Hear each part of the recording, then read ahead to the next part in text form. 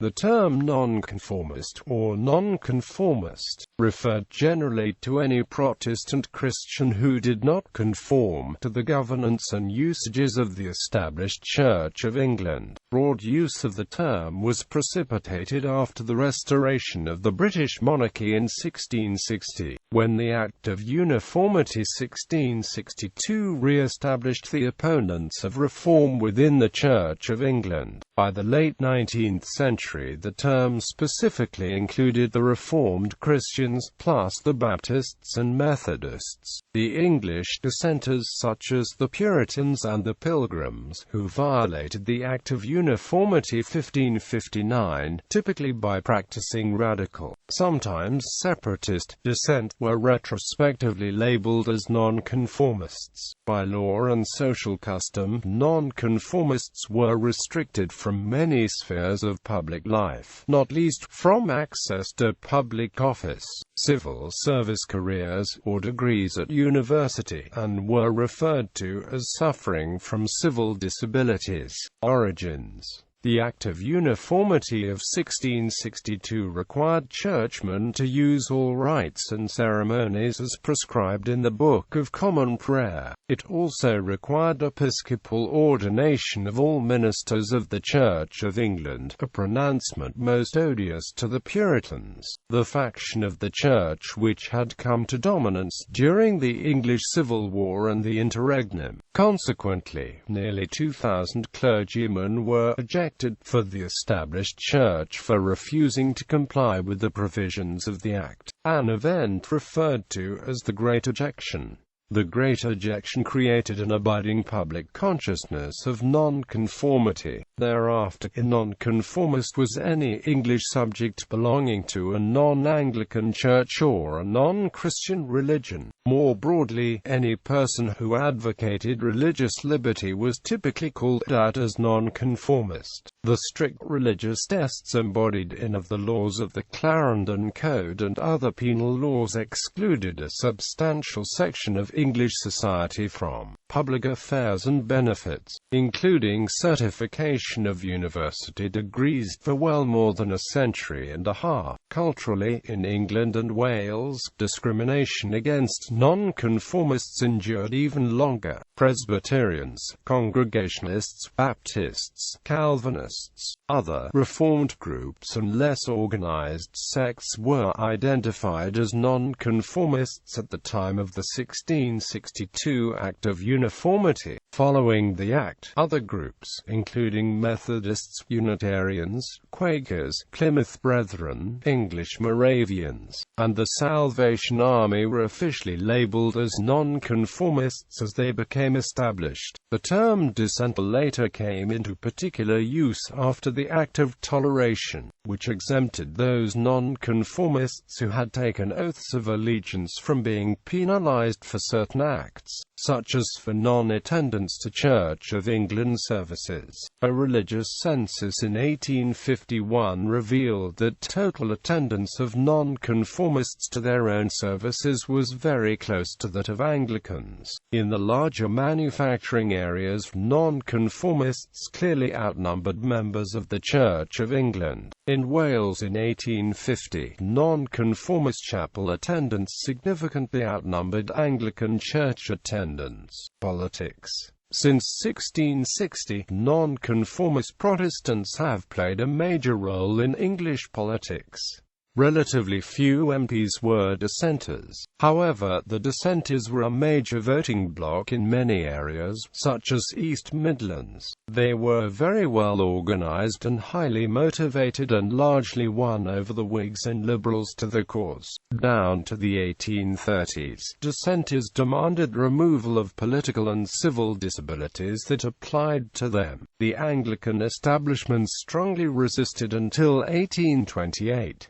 Numerous reforms of voting rights, especially that of 1832, increased the political power of dissenters.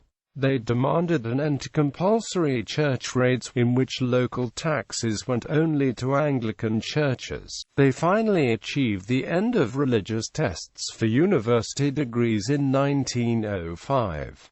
Gladstone brought the majority of dissenters around to support for Home Rule for Ireland, parting the dissenting Protestants in league with the Irish Roman Catholics in an otherwise unlikely alliance. The dissenters gave significant support to moralistic issues, such as temperance and Sabbath enforcement. The Nonconformist Conscience Act, as it was called, was repeatedly called upon by Gladstone for support for his moralistic foreign policy. In election after election, Protestant ministers rallied the congregations to the Liberal ticket. In Scotland, the Presbyterians played a similar role to the Nonconformist Methodists, Baptists and other groups in England and Wales. The political strength of dissent faded sharply after 1920 with the secularization of British society in the 20th century. The rise of the Labour Party reduced the Liberal Party strongholds into the nonconformist and remote Celtic fringe, where the PAR survived by an emphasis on localism and historic religious identity, thereby neutralizing much of the class pressure on behalf of the Labour movement. Meanwhile, the Anglican Church was a bastion of strength for the Conservative Party.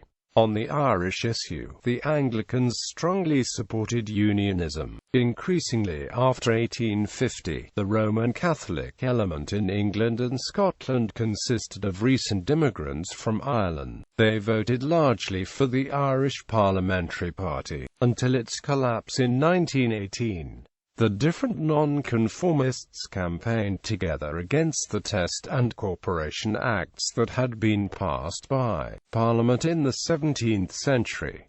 These acts excluded nonconformists from holding civil or military office. Attendance at an English university had required conformity to the Church of England before University College London was founded, compelling nonconformists to fund their own dissenting academies privately. The Tories in the House of Commons tended to be in favour of these acts, and of the nonconformist cause was linked closely to the Whigs, who advocated civil and religious liberty. After the Test and Corporation Acts were repealed in 1828, all the nonconformists elected to Parliament were Liberals. Nonconformists were angered by the Education Act 1902, which integrated denominational schools into the state system and provided for the support from taxes. John Clifford formed the National Passive Resistance Committee, and by 1906 over 170 nonconformists had gone to prison for refusing to pay school taxes. They included 60 Primitive Methodists, 48 Baptists, 40 Congregationalists, and 15 Wesleyan Methodists. Today,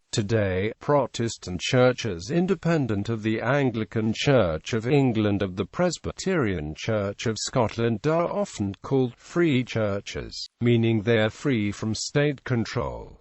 This term is used interchangeably with nonconformist. In Scotland, the Anglican Scottish Episcopal Church is considered nonconformist, and in England, the United Reformed Church, principally a union of Presbyterians and Congregationalists, is in a similar position. In Wales, the strong traditions of nonconformism can be traced to the Welsh Methodist revival. Wales effectively had become a nonconformist country by the mid-19th century. The influence of nonconformism in the early part of the 20th century, boosted by the 1904–1905 Welsh revival, led to the disestablishment of the Anglican Church in Wales in 1920 and the formation of the Church in Wales. The steady pace of secularization picked up faster and faster during the 20th century, until only pockets of nonconformist religiosity remained in Britain. Bibliography. Bebbington, David W. Evangelicalism in Modern Britain, A History from the 1730s to the 1980s. Bebbington, David W. Nonconformity and Electoral Sociology, 1867–1918. Historical Journal 27 No. 3, 633–656, online. Binfield Clyde, Sir Down to Prayers, Studies in English Nonconformity, 1780–1920. Brown, Callum G. The Death of Christian Britain, Understanding Secularization, 1800–2000. Chowdhury, The Pash, English Social and Cultural History, An Introductory Guide and Glossary, Phi Learning Private Limited, ISBN 8110328,493. Cross F. L. E. A. Livingston, ed. The Oxford Dictionary of the Christian Church, Oxford, Oxford University Press. Davies, Gwyn, A Light in the Land, Christianity in Wales, 200 2000, Bridgend, Brynterian Press, ISBN 185049-181-X. Ellens, Jacob, Religious Roots to Gladstonian Liberalism, The Church-Rate Conflict in England and Wales, 1852–1868. Hempton, David, Methodism and Politics in British Society, 1750–1850. Cost, Stephen, Nonconformity in Modern British Politics. Mitchell, Sally, Victorian Britain, an Encyclopedia, London, Taylor & Amp, Francis Limited, ISBN 0415668514. Riglan, Keith and Julian Templeton eds. Reforming Worship, English Reformed Principles and Practice. Wellings, Martin, ed. Protestant Nonconformity and Christian Missions. Wilson, Linda. Constrained by Zeal, Female Spirituality Amongst Nonconformists, 1825–75.